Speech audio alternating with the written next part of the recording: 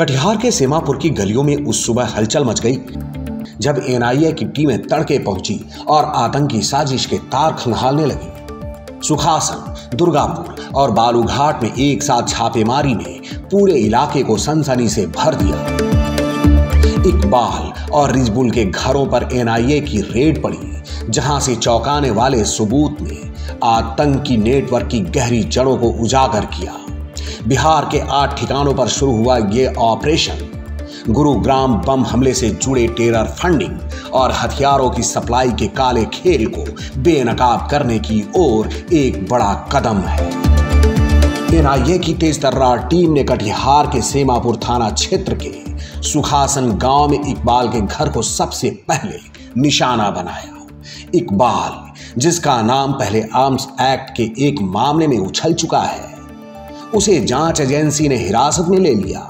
उसके भाई वसीक, जो सीएसपी संचालक है, उसने बताया कि एनआईए ने उनके घर की तलाशी ली और एक लिखित नोटिस थमा दिया। दूसरी ओर रिजबुल, जो पहले से जेल की सलाखों के पीछे है, उसके घर की भी गहन छानबीन की गई। इन सभी लोगों पर आतंकी गतिविधियों से जुड़े होने का शक है।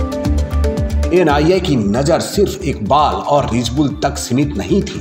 सेमापुर के दुर्गापुर और बालूघाट में मुबारक, नूर आलम, हाशिम और निजाम के घरों पर भी टीमें पहुंची। यह छापेमारी बिहार में आतंकी फंडिंग और हथियारों की सप्लाई के नेटवर्क को तोड़ने की एक सुनियोजित रणनीति का हिस्सा थी। मामला यही है कि सर लोग आए मेरे घर, आने के बाद हमें सर्च वारंट का नोटिस दिखाया गया कि आपका होम सर्च वारंट है हमारे पास, तो आप कोऑपरेट कीजिए। तो हमारे पूरा परिवार कोऑपरेट किया और सर्च के दौरान घर से मेरा कुछ भी ऐसा उनको बरामद नहीं हुआ। और विटनेस के लिए भाई को लेके गए हैं कि हम इकबाल को लेके जा रहे हैं, कुछ पूछताछ करनी है, उसके बाद हम छोड़ देंगे। और ना ही उनके पास कोई अरेस्ट वारंट उनके खिलाफ था। क्या था मामला, ऐसा कुछ है क्या? गांव का ही कुछ मामला है, जो हमें ये सुनी सुनाई बात है, हमें सटीक जानकारी नहीं है कि क्या सटीक मामला है। कुछ गांव के ही एक लड़के के ऊपर कहीं बाहर कोई क्राइम का ये है, तो उससे बातचीत करने के दौरान शायद कुछ ऐसा सस्पेंस हुआ होगा। आपके भाई इकबाल जेल भी गए हैं? नहीं, कभी जेल वो गया था तो कुछ सामाजिक मामला था, उस वजह से गए थे, तो हो सकता है। क्या काम करते हैं इकबाल? इकबाल पैसे से खेती करता है, अभी कहीं नहीं जाता है, घर में रहते हैं। आप क्या करते हैं? हम सीएसपी संचालक हैं। और गांव में और भी जगह रेड हुई है, नहीं हो रही है?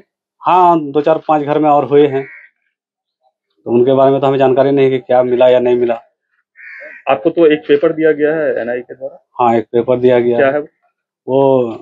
विटनेस फॉर्म है कि गवाही के लिए इनको लेके जा रहे हैं, बाकी कोई मामला नहीं है। क्या नाम है आपका? मेरा नाम आसिक आलम है। बता दें कि बिहार के 8 ठिकानों के अलावा एनआईए ने जम्मू कश्मीर के 9, उत्तर प्रदेश के 2 और कर्नाटक, महाराष्ट्र, तमिलनाडु के एक स्थानों पर कुल 22 ठिकानों पर एक साथ छापेमारी की है।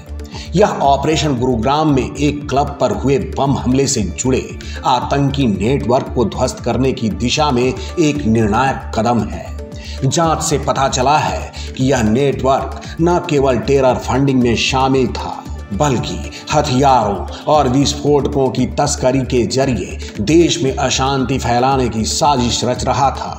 बिहार का कटिहार इस नेटवर्क का एक अहम गढ़ बनकर उभरा, जहां से आतंकी गतिविधियों के लिए संसाधन और समर्थन जुटाए जा रहे थे। एनआईए की जांच में सामने आया कि बिहार में सक्रिय यह नेटवर्क सीमा पार के आतंकी संगठनों जैसे लश्कर-ए-तैयबा और जैश-ए-मोहम्मद से जुड़ा हो सकता है। ड्रोन के जरिए हथियारों और नशीले पदार्थों की तस्करी भी इस साजिश का हिस्सा थी।